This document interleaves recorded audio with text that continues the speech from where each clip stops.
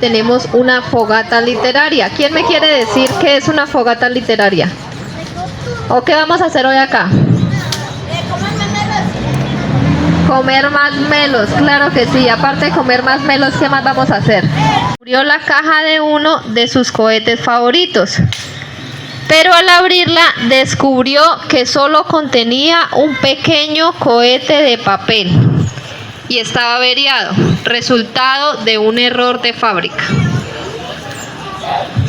El niño se apenó mucho, pero pensando que por fin tenía un cohete, comenzó a preparar un escenario para lanzarlo.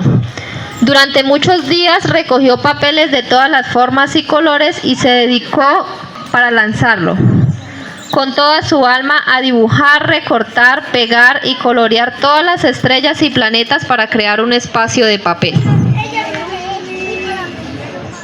Fue un trabajo muy difícil, pero el resultado final fue tan magnífico que la pared de su habitación parecía una ventana abierta al espacio sideral.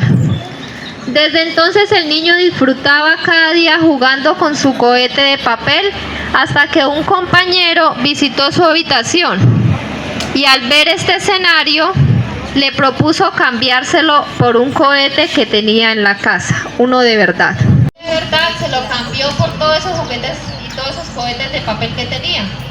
Pero el que dijo, él lo cambió, ¿cierto? ¿Y fue feliz cuando lo cambió?